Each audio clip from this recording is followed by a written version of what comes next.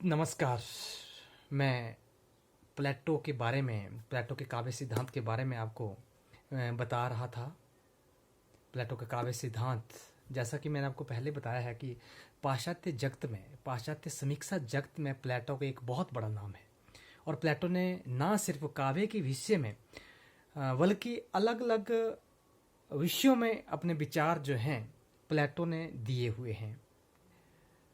प्लेटो जो थे वो पाश्चात्य जगत में बहुत बड़े विद्वान, बहुत बड़े थिंकर जो हैं वो माने जाते हैं। उन्होंने काव्य के बारे में, जैसा कि मैंने आपको पहले वीडियो में बता चुका हूँ, काव्य के बारे में उन्होंने कहा कोई अच्छा मत काव्य के बारे में प्लेटो का नहीं था। उनका मानना था कि काव्य का समाज में कोई भी स्थान नहीं होना चाहिए, क्योंकि काव्य जो है मनुष्यों को गलत रास्ते पर ले जाता है। इसलिए काव्य के बारे में उन्होंने काव्य को समाज में ज़्यादा महत्ता जो थी वो काव्य को नहीं दी। सत्य की बात कही कि काव्य जो है सत्य से बहुत दूर है, तिगुनी दूरी पर है, इसलिए समाज में कोई स्थान काव्य का नहीं होना चाहिए। अनुकरण सिद्धांत, काव्य जो है अनुकरण का अनुकरण है, नकल की नकल है। एक आदर्श सत्य जो है भगवान है, सत्य भगवान को मानते हैं और भगवान की नकल जो है हम करते हैं, सत्य की नकल हम करते हैं। और सत्य जो है वो भगवान है और भगवान का रूप ये संसार है। संसार सत्य की नकल करता है और काव्य सत्य का अनुकरण संसार का अनुकरण करता है। इसलिए काव्य जो है सत्य से बहुत दूर है, इसलिए कोई भी स्थान नहीं होना चाहिए। चित्रकार की बात जो थी वो उन्होंने की। एक चित्रकार जिस तरह से पलंग बनाता है और दूसरा चित्रकार उस पलंग को देखकर, एक आदर्श पलंग को देखकर जो है दूसरा पलंग बनाता है, परंतु वो सत्य जो है, सत्य से वो पलंग बहुत दूर है। अब मैं बात करूंगा काव्य के विषय में। काव्य के विषय में प्लेटो ने क्या कुछ कहा था, ठीक है। जैसा कि मैं आपको पहले ही बता चुका कि प्लेटो जो है वो काव्य को ज्यादा महत्व नहीं देना चाहते हैं, परंतु एक बात यहां पर हमें ध्यान देने वाली बात यह है कि प्लेटो सिर्फ नीति शास्त्री थे। नैतिकता पर प्लेटो का बहुत ज्यादा, नीति शास्त्र के रूप में अगर काव्य का चिंतन प्लेटो ने किया तो एक नीति शास्त्री के रूप में प्लेटो ने काव्य का चिंतन किया है, काव्य मर्मज्ञ के रूप में नहीं। एक काव्य मर्मज्ञ के रूप में प्लेटो ने, क्योंकि मैंने आपको पहले ही बता चुका कि उस समय प्लेटो के समय में समाज जो था वो एक समाज का नैतिक पतन हो चुका था और उनका मानना था कि काव्य जो है उनके मनोवेगों को बढ़ाता है, ठीक है। ऐशो आराम की जिंदगी जो तो समाज जी रहा था, तो उन्होंने कहा कि एक ऐश प्रस्ती जो था उस समय का समाज कर रहा था, उस ऐश प्रस्ती को कम करना बहुत उचित था। और उन्होंने कहा कि काव्य जो है उस ऐश प्रस्ती को कम नहीं करता परंतु और उजागर करता और बढ़ा देता है। इसलिए काव्य जो है वो उसका निंदा जो है प्लेटो ने की, परंतु एक काव्य मर्मज्ञ के रूप में जो है अपने विचार प्लेटो ने नहीं दिए हैं। उन्होंने एक नीति शास्त्री के रूप में प्लेटो ने काव्य के बारे में अपने विचार जो हैं वो दिए हुए हैं। अब पहली बात मैं आपको ये बताना चाहूंगा कि काव्य के क्या क्या गुण होने चाहिए। प्लेटो ने काव्य के बारे में बहुत चिंतन किया है और उन्होंने माना है कि काव्य के कौन कौन से गुण काव्य में हो ताकि वो अच्छा काव्य माना जाए। अपने तरीके से काव्य को चलाना चाहते थे प्लेटो, तो उन्होंने काव्य की कुछ एक पैरामीटर जो है वो तय किए हैं और उन पैरामीटर के आधार पर हमें चलना है, प्लेटो ने माना है। तो काव्य में वो कौन कौन से गुण हैं। अब प्लेटो ने कहा काव्य वो होना चाहिए जो सरलता से समझ में आ जाए, आसानी से जो समझ में आ जाएगा उसको हम क्या कहेंगे, काव्य कहेंगे। जो आसानी से समझ में आने वाला नहीं है उसको हम काव्य नहीं मानेंगे। और उन्होंने ये कहा कि काव्य में व्यंजना शब्द शक्ति का कोई स्थान नहीं है। व्यंजना शब्द शक्ति 3 प्रकार की होती है, अविधा, लक्षणा और व्यंजना। तो उन्होंने व्यंजना शब्द शक्ति या लक्षणा शब्द शक्ति का स्थान काव्य में नहीं होना चाहिए। उनका मानना है कि काव्य जब व्यंजना में होगा या फिर लक्षणा में होगा तो काव्य आसानी से समझ नहीं आएगा। तो प्लेटो ने पहले ही कह दिया कि काव्य जो है वही एक श्रेष्ठ काव्य होता है जो कि आसानी से समझ में आ जाए। तो जब काव्य जो है लक्षणा में लिखा जाएगा, काव्य व्यंजना में लिखा जाएगा तो आसानी से समझ में नहीं आएगा। ठीक है, तो इसलिए उन्होंने जो है काव्य को अविधा, काव्य के लिए अविधा शब्द शक्ति जो है उसको सर्वश्रेष्ठ माना है। जो काव्य अविधा शब्द शक्ति में लिखा जाएगा वही एक श्रेष्ठ काव्य जो है वो माना जाता है। और उन्होंने विस्तार से काव्य के बारे में अलग अलग माध्यमों से काव्य के बारे में चर्चा जो है प्लेटो ने की है। उन्होंने कहा कि धार्मिक अथवा जो नैतिक विषय का पक्ष लिया है, काव्य में धर्म और नैतिकता होनी चाहिए, क्योंकि एक बात मैं पहले ही बता चुका हूं कि वो नीति शास्त्री के रूप में काव्य की व्याख्या प्लेटो ने की थी। तो उन्होंने नैतिक और धार्मिक विषय का पक्ष जो है उन्होंने काव्य में होना चाहिए। और राष्ट्र नायकों, वीरों और देवताओं के श्रेष्ठ गुणों का वर्णन होना चाहिए। जो श्रेष्ठ गुण हैं किसके? राष्ट्र नायकों के, वीर पुरुष जो वीर हैं उनका, उनके, और जो राष्ट्र नायक है उनके, और देवताओं के जो श्रेष्ठ गुण हैं उनका वर्णन काव्य में होना चाहिए। उससे क्या होगा? उससे समाज एक अच्छे रास्ते पर चल पड़ेगा, क्योंकि मैंने पहले ही कहा कि उन्होंने नीति शास्त्री के रूप में जो है काव्य का वर्णन जो है वो किया हुआ है।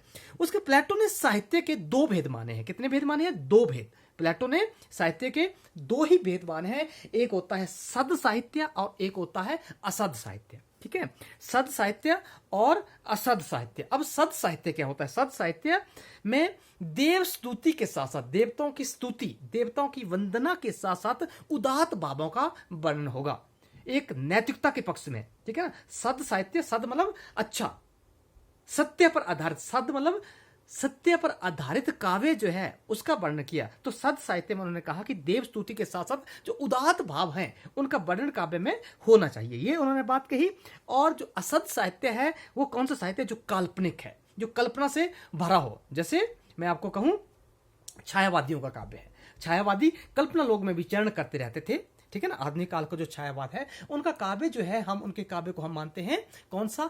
असद साहित्य। और प्लेटो ने भी माना कि असद साहित्य वो साहित्य होता है जो कि क्या करता है? कल्पना पर आधारित होता है, कल्पनाओं से भरा होता है। तो इन्होंने इस आधार पर उन्होंने कल्पना और फैंटेसी का विरोध किया। फैंटेसी कौन सी? जो अंधेरे में कविता थी, जो अंधेरे में, मुक्तिबोध के अंधेरे में कविता जो है वो एक फैंटेसी है। तो फैंटेसी का विरोध जो है उन्होंने किया, कल्पना का विरोध इन्होंने किया। कल्पना जो कि छायावादियों ने कल्पना की, जो कल्पना लोक में लगातार विचरण करते रहते थे, उनका विरोध जो है प्लेटो ने किया है। ठीक है, तो मैंने कहा कि सद और असद दो प्रकार के काव्य जो है प्लेटो ने माने, और उन्होंने असद साहित्य का पूरी तरह से विरोध किया और सद साहित्य का समर्थन किया। साहित्य कैसा होना चाहिए? साहित्य सद साहित्य, सद साहित्य में क्या होना चाहिए? देव स्तुति और उदात्त भावों का वर्णन जो है सद साहित्य में होना चाहिए। क्योंकि मैं पहले ही बता चुका, वो एक नीति शास्त्री थे और नीति के आधार पर वो काव्य की परख करना चाहते थे, काव्य को परखना चाहते थे। इसलिए उन्होंने सद साहित्य का स्थान जो है उनकी नजरों में बहुत बड़ा है, और काव्य में सद शब्द जो है उसका प्रयोग होना चाहिए। सत्य पर आधारित काव्य जो है उसी को हम श्रेष्ठ काव्य जो है मानते हैं प्लेटो की नजरों में। अब विधा के आधार पर अगर हम बात करें तो विधा के आधार पर भी काव्य के इन्होंने तीन भेद माने हैं। किसने? प्लेटो ने विधा के आधार पर काव्य के तीन भेद माने हैं। एक आता है गीति काव्य, एक नाटक और एक महाकाव्य। नाटक के अंतर्गत आपके कॉमेडी और त्रासदी, कॉमेडी और ट्रेजेडी जो है दोनों इसके अंतर्गत जो है वो आ जाएंगे। ठीक है, तो इन्होंने अपने तरह से सद साहित्य जो है उसको अपने सिद्धांतों में रखा हुआ है, और सद साहित्य जो है वो उसका समाज में बहुत बड़ा स्थान जो है। अब प्लेटो जो है, प्लेटो के समय में यूनान में दर्शन और काव्य का काफी विरोध चल रहा था। यही कारण था कि प्लेटो ने काव्य और दर्शन के बारे में एक गंभीर चिंतन किया और अपने विचार जो थे व्यक्त किए। ठीक है, दर्शन के माध्यम से, दर्शन में भी और काव्य में भी बहुत बड़ा विरोध जो था वो चला जा रहा था। तो दर्शन के बारे में भी और काव्य के बारे में भी गंभीर चिंतन इन्होंने किया हुआ है। उनका मानना है, प्लेटो का मानना है कि काव्य में न्याय, सत्य और सौंदर्य बहुत ज्यादा रहना चाहिए। काव्य में न्याय, सत्य और सौंदर्य जो है उसका अधिकाधिक वर्णन जो है काव्य में होना चाहिए। और क्योंकि वो सद साहित्य सद काव्य के पक्षधर थे, असद काव्य के विरोधी थे, इसलिए उनका मानना स्वाभाविक रूप से उनका मानना था कि नीति शास्त्र के सिद्धांतों पर ही उन्होंने अत्यधिक प्रकाश डाला है। अब प्लेटो के विचार जो थे आने वाले समय में, अब प्लेटो ने काव्य के बारे में बहुत से विचार दिए, काव्य में सद साहित्य के बारे में बात की, अभिधात्मक के बारे में बात की, ठीक है ना, नीति शास्त्र के बारे में काव्य में बात की, सत्य के बारे में काव्य में बात की। काव्य सिद्धांत में किस किस बारे में प्लेटो ने बात की?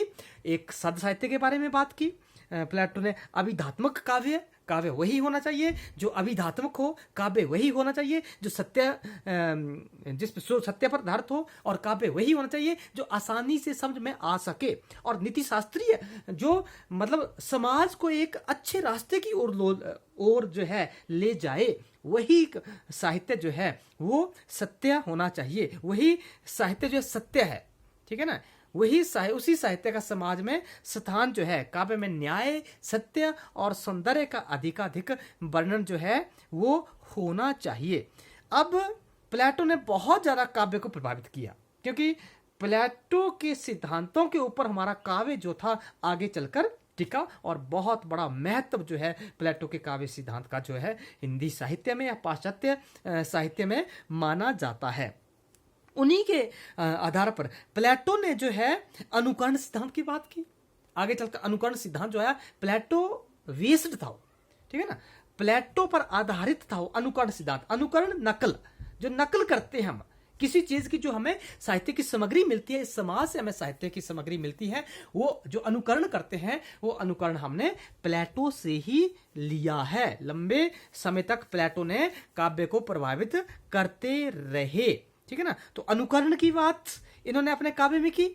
उसके बाद विरेचन सिद्धांत के संकेत भी प्लेटो के काव्य सिद्धांत में हमें मिल जाते हैं आसानी से। आगे चलकर जो विरेचन सिद्धांत आया काव्य में, पाश्चात्य सिद्धांतों में जो विरेचन आया, तो वो भी विरेचन के सिद्धांत भी कहाँ मिल जाते हैं? हमें प्लेटो में ही देखने को मिल जाते हैं। उनका मानना था कि काव्य के द्वारा ही, काव्य के माध्यम से जो जो हमारे मनोवेग हैं, काव्य के द्वारा हमारे मनोवेगों की अभिव्यक्ति होती है और उनका भोग करते हैं हम, ठीक है ना। जो हमारे अंदर मनोवेग होते हैं, भाव होते हैं, भावनाएं होती हैं, उनको उजागर हम काव्य के द्वारा कर देते हैं। जो हमारे अंदर भाव चल रहे, उमड़ घुमड़ हो रहे होते हैं, उनको हम लेखनी के द्वारा लिखते हैं और काव्य में भेज देते हैं। हमारे मनोवेग शमन हो जाता है, शांत हो जाते हैं, तो विरेचन हो जाता है। तो आगे चलकर विरेचन से मिलते जुलते सिद्धांत जो है इन्होंने प्लेटो ने दिए हैं। प्लेटो ने काव्य के प्रयोजन माने हैं, काव्य के 3 प्रयोजन माने हैं, ठीक है ना। काव्य क्यों लिखा जाता है? 3 तरह के प्रयोजन जो है प्लेटो ने माने हैं। एक बताया है सत्य का उद्घाटन करना, सत्य का उद्घाटन का काव्य का प्रयोजन है, मानव का कल्याण, और तीसरा बताया है राष्ट्र का उत्थान। 3 प्रकार के काव्य के प्रयोजन होने चाहिए। एक बताया सत्य का उद्घाटन, मानव का कल्याण और राष्ट्र का उत्थान जो है वो काव्य में होना चाहिए। उसी काव्य को हम उचित काव्य मान सकते हैं, जो कि समाज को आगे ले जाने में अपना सहयोग दे। उसी को हम सद साहित्य या अच्छा साहित्य जो है वो मान सकते हैं। और प्लेटो का केवल ये कहना था कि मानव के चरित्र में जो श्रेष्ठ है, महान और उदात्त है, वही काव्य का विषय होना चाहिए। मानव के चरित्र में जो श्रेष्ठ चीज है, जो महान है, जो उदात्त है, काव्य का विषय वही हो। मैंने पहले भी कहा, उन्होंने ये भी कहा कि जो राष्ट्र नायक हैं, राष्ट्र के वीर हैं और जो देवता है, उनकी स्तुति काव्य में होनी ही चाहिए, ठीक है। तो ये जो सिद्धांत प्लेटो ने दिए हैं, यही काव्य का सिद्धांत जो है प्लेटो के माने जाते हैं, ठीक है। तो प्लेटो का काव्य सिद्धांत इसी के साथ आपका कंप्लीट। और आगे मैं आपको नेक्स्ट टॉपिक करवाऊंगा। अब जल्दी मैं आपको जो है टॉपिक दिया करूंगा, क्योंकि समय जो है वो पीछे थोड़ा सा कुछ तकनीकी खराबी के कारण या फिर कुछ और दिक्कत के कारण मैं आपको वीडियो नहीं भेज सका। मैं अब लगातार आपको जो है वीडियो, आपके सिलेबस से संबंधित वीडियो जो है वो बताऊंगा। तब तक आपने जो है काव्य सिद्धांत प्लेटो का उसमें कोई दिक्कत हो तो आप व्हाट्सएप पर मुझसे बात कर सकते हैं कि इसमें ये पता नहीं चल रहा है, उसमें ये पता नहीं चल रहा है, तो उसको मैं आपको बता दूंगा। ठीक है, ग्रुप में आपने मैसेज कर देना है। प्लेटो का काव्य सिद्धांत पूरी तरह से आपने पढ़ लेना है। जो जो मैंने मुख्य मुख्य बातें आपको प्लेटो के काव्य सिद्धांत की बताई, जिसके अंतर्गत मैंने आपको पहले ही कहा, यूनान का जो पहली वीडियो में मैंने आपको बताया था, यूनान में उस समय क्या स्थिति थी और प्लेटो क्या चाहते थे, लोग जो थे किस तरह से ऐश परस्ती में अपना जीवन जी रहे थे, और जो है उनकी मनोभावनाओं को काव्य और बढ़ा रहा था। ठीक है, उनकी मनोभावों को बढ़ा रहा था, इसलिए उन्होंने काव्य को समाज में स्थान नहीं दिया। परंतु फिर भी काव्य के विषय में जो प्लेटो ने सिद्धांत दिए हुए हैं, प्लेटो ने जो काव्य के विषय में बातें कही हैं, वो मैंने आपको ब्रीफ में अगर बताऊंगा तो उन्होंने ये कहा कि काव्य वो होना चाहिए जो आसानी से समझ में आ जाए, आसान होना चाहिए काव्य, आसानी से। और काव्य में उन्होंने लक्षण और व्यंजना का कोई स्थान नहीं है, काव्य अभिधात्मक होना चाहिए, ये बात की। काव्य जो है दो प्रकार के माने, सद साहित्य और असद साहित्य माना। सद साहित्य वो होता है जिसमें वीरों देव स्तुति हो और उदात्त भाव हो। असद साहित्य जो है वो काल्पनिक होता है, कल्पना पर आधारित होता है, जो कि किन्होंने कहा, जो कि मैंने उदाहरण दिया, जो छायावादी कवि थे उन्होंने असद साहित्य की और जो कल्पना प्रधान रचनाएं जो थी वो छायावादियों की मानी जाती हैं, और उन्होंने कहा कि ऐसा जो है हमें काव्य नहीं लिखना चाहिए, उसका कोई भी स्थान नहीं है। नीति शास्त्र के बारे में उन्होंने बातें की, नीतियों के बारे में बातें की, उन्होंने काव्य का प्रयोजन बताया। काव्य का प्रयोजन होना चाहिए सिर्फ राष्ट्र का उत्थान, मानव का कल्याण और सत्य की अवधारणा जो है, सत्य का उद्घाटन काव्य में होना चाहिए। और प्लेटो के सिद्धांतों का बहुत बड़ा महत्व है। आगे चलकर अनुकरण और विरेचन सिद्धांत जो है, ये प्लेटो ने जो अपना काव्य सिद्धांत दिया, इसी का संकेत अनुकरण और विरेचन सिद्धांत में भी मिल जाता है। ठीक है, तब तक आपने जो है इसको पढ़ना है। मैं आपको इसमें कोई दिक्कत आपको आए तो मुझे आप कमेंट कर सकते हैं, तो मैं उनको जो है पढ़ लूंगा और उस हिसाब से आपको जो है नेक्स्ट बताऊंगा। आपको बहुत बहुत धन्यवाद।